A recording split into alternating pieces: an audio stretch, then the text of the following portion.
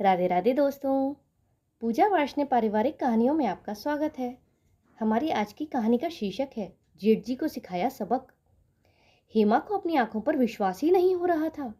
दरवाजे की झिर्री से आंख सटाकर उसने ध्यान से देखा तो विनय भैया उसके जेठ उनको अपनी ओर घूरते हुए पाया।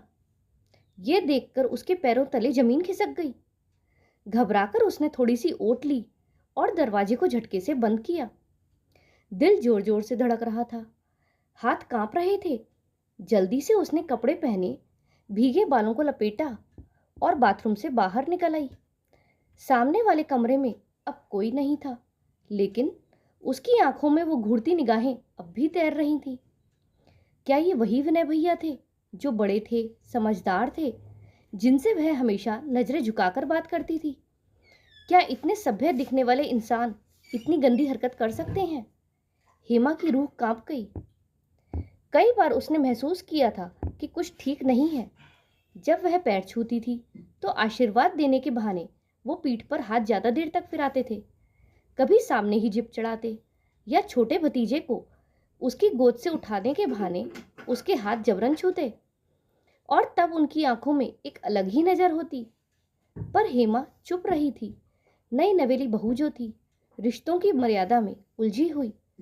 उसे कभी कभी खुद पर ही शक होने लगता था कि कहीं मैं ही तो गलत नहीं सोच रही। लेकिन आज आज तो उन्होंने सारी मर्यादाएं तोड़ दी थीं। जिस झिल्लीदार दरवाजे के पीछे वो नहाती थी, वहीं से उन्हें उसे देखने की हिम्मत हो गई थी। कितनी बार उसने दिनेश से कहा था कि दिनेश, इस बाथरूम की कुंडी ठीक करवा दो, दरवाजा हर बार अपने आप खुल जाता है। पर दिनेश हंसकर टाल देता था, अरे अपना घर है, कौन देखेगा भला। अब हेमा चाहकर भी कुछ नहीं कह पा रही थी। अब उसकी नजर उस कमरे की ओर गई जहां उसके जेठ बैठे हुए थे। वो आंगन से सटा कमरा, जिसमें एक कोने में पुरानी रजाइयों के गट्ठर, कुछ टूटे ट्रंक और शादी में मिले लोहे के बर्तन रखे थे। उसी कमरे में विनय भैया अक्सर अस्पताल की नाइट ड्यूटी से लौटकर आराम करते थे। घर में और भी कमरे थे, पर वो अक्सर इसी कमरे में आकर बिस्तर बिछा लेते थे, जहां से आंगन का बाथरूम सीधा नजर आता था। और आज सुबह भी ड्यूटी से आए जेठ जी इसी कमरे में सो गए थे। उनकी बदनियती से अनजान हेमा रोज की तरह सुबह के सारे काम निपटाकर बाथरूम में नहाने चली गई थी। नहाते समय उसके मन में उथल पुथल मची थी। क्या उसे ये बात दिनेश को बतानी चाहिए, या फिर अपनी जेठानी महिमा से इस बारे में बात करनी चाहिए? लेकिन अगर किसी ने उस पर विश्वास नहीं किया तो? दिनेश तो अपने बड़े भाई को आदर्श मानता है, और महिमा भाभी, वो तो कितनी भली महिला हैं।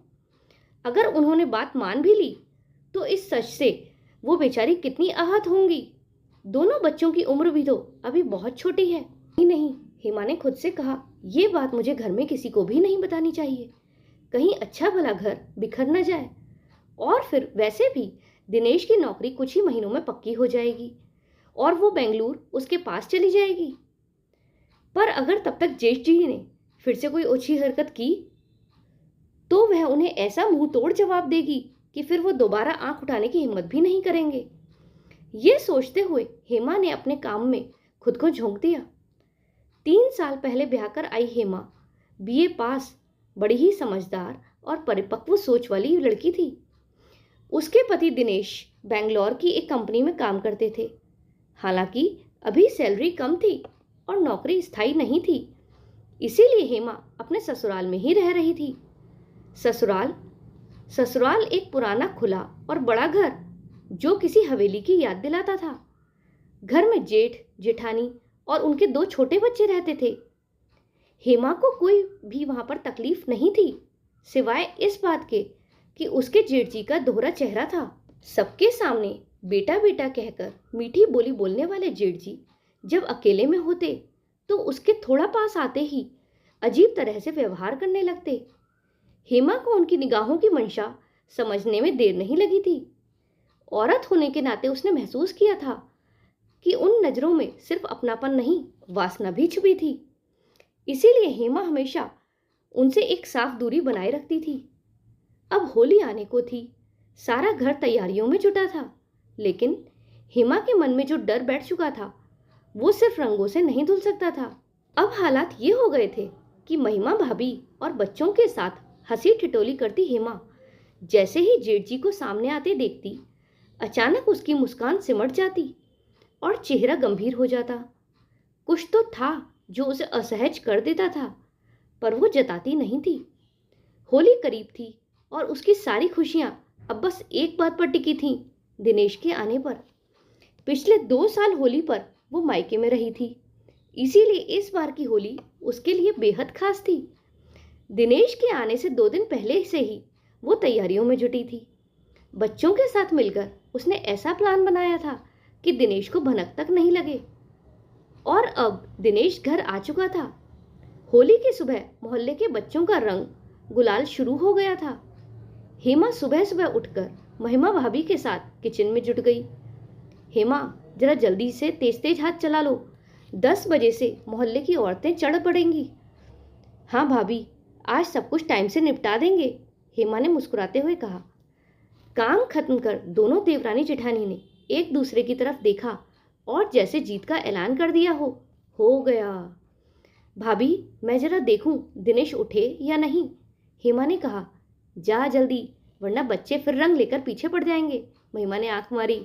हेमा चुपचाप कमरे में गई और सोते हुए दिनेश के चेहरे पर चुपके से लाल, हरा, पीला रंग रगड़ दिया और हंसी रोकते हुए रसोई में वापस आ गई। थोड़ी देर बाद नींद से उठकर दिनेश जैसे ही बरामदे में गया, सब उसे देख देख कर हंसने लगे। आईने में अपनी शक्ल देखकर वो गड़बड़ा गया। ये क्या है? ये किसने किया? लेकिन फिर तुरंत उसकी समझ में आ गया कि ये बदमाशी हेमा की है। हेमा कहाँ है? दिनेश ने भाभी से पूछा। अरे, तुम्हारी बीवी है, मुझे क्या पता, महिमा ने हंसते हुए कहा। एक बार मिल जाए बदमाश, फिर बताता हूँ उसे, दिनेश बड़बड़ाता हुआ बाथरूम की ओर बढ़ा। उधर हेमा छिपकर छत पर पहुंच गई थी। मुंह हाथ धोकर फ्रेश होने के बाद दिनेश तैयार होकर बोला, भाभी कुछ खाने को मिलेगा, बहुत भूख लगी है। महिमा ने झट से परांठे और आलू की सब्जी रख दी। तभी भतीजी आई और बोली, चाचा जरा आंगन में चलो ना, एक सरप्राइज है, चाची ने बुलाया है। दिनेश ने उसकी उंगली थामी और आंगन में पहुंचा और बोला, अब बताओ चाची कहाँ है? 1 मिनट चाचा, कहते हुए बच्ची दौड़ गई। छत पर खड़ी हेमा ने पहले ही बाल्टी भरकर रखी हुई थी और झट से पूरा रंग दिनेश पर उड़ेल दिया। दिनेश भीगता गया और नीचे से चिल्लाया, हेमा बदमाश लड़की, अभी ऊपर आता हूँ, छोड़ूंगा नहीं तुझे। कहते हुए हंसते हुए वो ऊपर की तरफ जाने लगा। हेमा मुस्कुराई, अभी तो शुरुआत है, रंग उतरने दो, असली होली तो अभी बाकी है। ऊपर से अचानक होती रंगों की बरसात से दिनेश पूरी तरह भीग चुका था। छत से नीचे झांकती हेमा की आंखों में शरारत और जीत की चमक थी। थोड़ी ही देर पहले पहना गया सफेद कुर्ता पजामा अब लाल नीले रंग में सराबोर हो चुका था। पूरे आंगन में हंसी के ठहाके गूंज उठे। ठहर, अभी बताता हूं तुझे, कहता हुआ दिनेश जब तक छत पर पहुंचा, हेमा वहां से नदारद हो चुकी थी। उसी वक्त बाहर से दोस्तों की आवाज आई, अबे दिनेश चल, देर हो रही है। अपने मन की भावना को दबाता हुआ दिनेश बाहर निकल गया।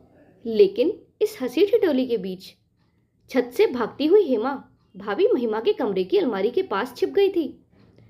तभी कमरे की अलमारी के पास छिपी हेमा को अचानक किसी की गिरफ्त महसूस हुई। किसी ने उसे पीछे से जकड़ लिया। क्षण भर में खुद को छुड़ाते हुए हेमा ने सामने खड़े अपने जेठ विनीत को देखा। उसकी आंखों में आश्चर्य, गुस्सा और घृणा का सैलाब था। अरे तुम, मैं तो समझा महिमा है, विनीत ने बेशर्मी से झूठ बोलने की कोशिश की। हेमा का गुस्सा अब 7वें आसमान पर था। बस अब और नहीं, उसका चेहरा तप रहा था। तभी तमाचे की आवाज कमरे में गूंज गई।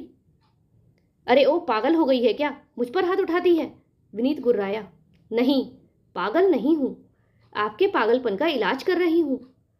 आज तक मैं चुप थी, सोचती थी कि शायद मेरी बेरुखी से आपको अपनी हरकतों पर शर्म आएगी, लेकिन आप तो शर्म को भी आंखें दिखा चुके हैं। अपने छोटे भाई की पत्नी को इस तरह छूने की कोशिश करते हुए क्या एक पल के लिए भी अपने बच्चों का चेहरा याद नहीं आया? हेमा की आवाज कड़क थी, पर आंखें नम थीं। इस बार मैं आपको छोड़ रही हूं।